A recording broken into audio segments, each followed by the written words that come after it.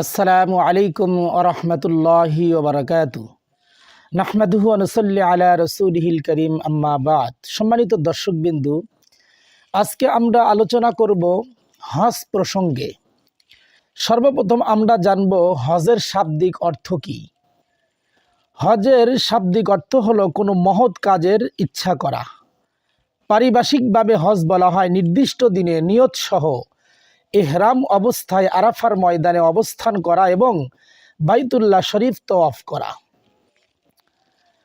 হজরত ইব্রাহিম আলাইহিস সালাম কাবা ঘরের পুনর্নির্মাণ কাজ শেষে আল্লাহ তাআলার নির্দেশে মাকামে ইব্রাহিমে দাঁড়িয়ে হজের ঘোষণা দিলেন।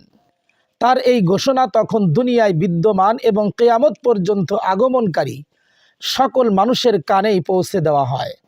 আল্লাহ তাআলা কিয়ামত পর্যন্ত যাদের ভাগ্যে হজ পালন করার সৌভাগ্য লিখে রেখেছেন, শুধুমাত্র তারাই সেদিন হজরত ইব্রাহিম আলাইহিস সালামের উক্ত আহ্বানে সাড়া দিয়ে লাব্বাইক আল্লাহুম্মা লাব্বাইক বলেছিলেন। এটা হলো হজের ঘোষণা। হজ ফরজ হওয়ার দলিল কি? আল্লাহ তাআলা কুরআনুল কারীমে ইরশাদ করেন, ওয়ালিল্লাহি আলান নাসি হিজ্জুল বাইতি মান ইসতাতাআ ইলাইহি সাবিলা ওয়ামান কাফারা ফাইন্নাল্লাহা গানিয়্যুন আনিল আলামিন। অর্থাৎ আল্লাহর সন্তুষ্টি লাভের উদ্দেশ্যে মানুষের উপর এ গৃহে হজ করা অবশ্য কর্তব্য, কিন্তু তা সকলের জন্য নয়। যে সেখানে যাওয়ার সামর্থ্য রাখে আর যে তা না মানে, আল্লাহর কোনো ক্ষতি হবে না, বরং আল্লাহ বিশ্বজগতের কারো মুখাপেক্ষী নন। হাদিস শরীফে বর্ণিত আছে, রাসূল করিম সাল্লাল্লাহু আলাইহি ওয়াসাল্লাম একদা ভাষণ দানকালে বললেন, হে লোক সকল, তোমাদের উপর হজ ফরজ করা হয়েছে, সুতরাং তোমরা হজ পালন করবে। তখন এক ব্যক্তি বলল, ইয়া রাসূলুল্লাহ, প্রত্যেক বছরই কি হজ করতে হবে?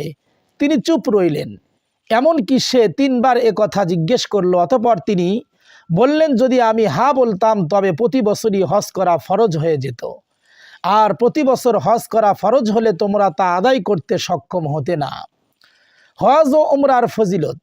হাদিস শরীফে বর্ণিত আছে, হজরত আবু হুরাইরা রাদিয়াল্লাহু তাআলা আনহু থেকে বর্ণিত, রাসূল করিম সাল্লাল্লাহু আলাইহি ওয়াসাল্লাম ইরশাদ করেছেন, এক উমরা অপর উমরা পর্যন্ত মাঝের সময়ের জন্য কাফফারা শুরু। এক উমরার পর যে সকল সগীরা গুনাহ হয়, পরবর্তী উমরার দ্বারা তা মাফ হয়ে যায়। সুবহানাল্লাহ। আর হজ্জে মাবরুর, যে হজে কোনরূপ পাপাচার সংঘটিত হয়নি আর তা আল্লাহর দরবারে গৃহীত হয়েছে, এবং যে হজের পর দুনিয়ার প্রতি ওয়ানিহা ও আখিরাতের প্রতি আগ্রহ জন্মে, এর পুরস্কার একমাত্র জান্নাত। সুবহানাল্লাহ। অন্য হাদিসের ভিতরে আছে, হযরত আবু হুরাইরা রাদিয়াল্লাহু তাআলা আনহু থেকে বর্ণিত, রাসূল করিম সাল্লাল্লাহু আলাইহি ওয়াসাল্লাম ইরশাদ করেছেন, যে ব্যক্তি আল্লাহর সন্তুষ্টি লাভের উদ্দেশ্যে হজ পালন করে আর হজরত অবস্থায় স্ত্রীর সাথে বিশেষভাবে মেলামেশা এবং এ সংক্রান্ত কথাবার্তা ও আচরণ করা থেকে বিরত থাকে এবং কোনরূপ পাপাচারে লিপ্ত না হয়, সে যেন নবজাতক শিশুর ন্যায় নিষ্পাপ হয়ে প্রত্যাবর্তন করে। সুবহানাল্লাহ। এরপরে আমরা জানব হজ কত প্রকার এবং কি কি। হজ হলো 3 প্রকার। 1 নম্বর হজে ইফরাদ, তথা হজের সফরের সময় মিকাত অতিক্রম করার পূর্বে শুধুমাত্র হজের নিয়তে ইহরাম বাঁধবে। এই ইহরাম 10 জিলহজে রমির অর্থাৎ শয়তানকে কঙ্কর নিক্ষেপের পর চুল কাটা পর্যন্ত অব্যাহত থাকবে। এই প্রকার হজের সাথে উমরা করা যাবে না, শুধু হজ করে চলে আসবে। কোরবানি করাও ওয়াজিব নয়, বরং মুস্তাহাব। এটাকে হজ্জে ইফরাদ বলা হয়।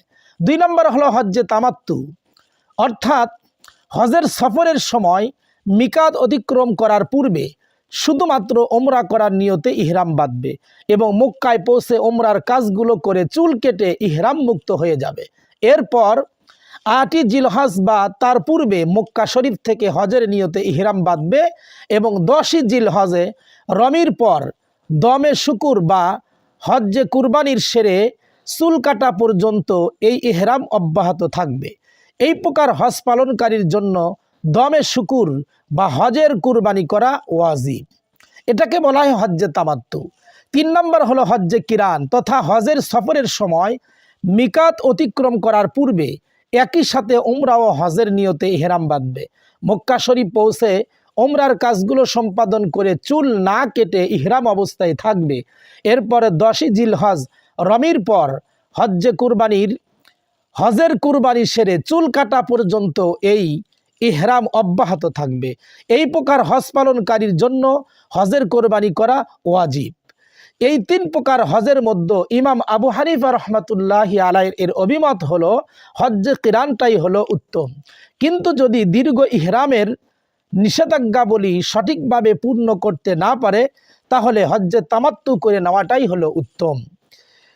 কোন লোকের উপর হজ ফরজ? প্রত্যেক প্রাপ্তবয়স্ক সুস্থ ও সামর্থ্যবান নারী পুরুষ মুসলমানের উপর জীবনে একবার হজ করা ফরজ। অর্থাৎ যার কাছে পরিমাণ সম্পদ আছে যে যা দিয়ে হজের খরচ হয়ে যায় এবং হজ থেকে ফিরে আসা পর্যন্ত নিজ পরিবার পরিজনের প্রয়োজনীয় হাজত পূর্ণ হয়ে যায় এমন ব্যক্তির উপর হজ করা ফরজ। কি পরিমাণ সম্পদ থাকলে হজ ফরজ হয়? যে ব্যক্তির কাছে নিত্য প্রয়োজনীয় জিনিসের অতিরিক্ত এ পরিমাণ সম্পদ থাকে যে সে এর দ্বারা মধ্যমভাবে অর্থাৎ মধ্যম মানের যানবাহন ও থাকা খাওয়ার ব্যয় নির্বাহ করে মক্কা মুকাররমা গিয়ে হজ কার্য সম্পাদন করে ফিরে আসতে পারবে এবং তার পরিবারের অবস্থা অনুযায়ী মধ্যম মানের ভরণ পোষণের খরচও দিয়ে যেতে পারবে, তাহলে তার উপর হজ ফরজ। সম্মানিত দর্শকবিন্দু, এ পর্যন্ত আমরা হজের গুরুত্বপূর্ণ কিছু কথা আলোচনা করলাম। বাকি হজের কিছু জরুরি মাসলা মাসাইল নিয়ে আমরা পরবর্তী পর্বে আলোচনা করব ইনশাআল্লাহ। আমাদের সাথে থাকার জন্য ধন্যবাদ। আসসালামু আলাইকুম ওয়া রাহমাতুল্লাহি ওয়া বারাকাতুহু।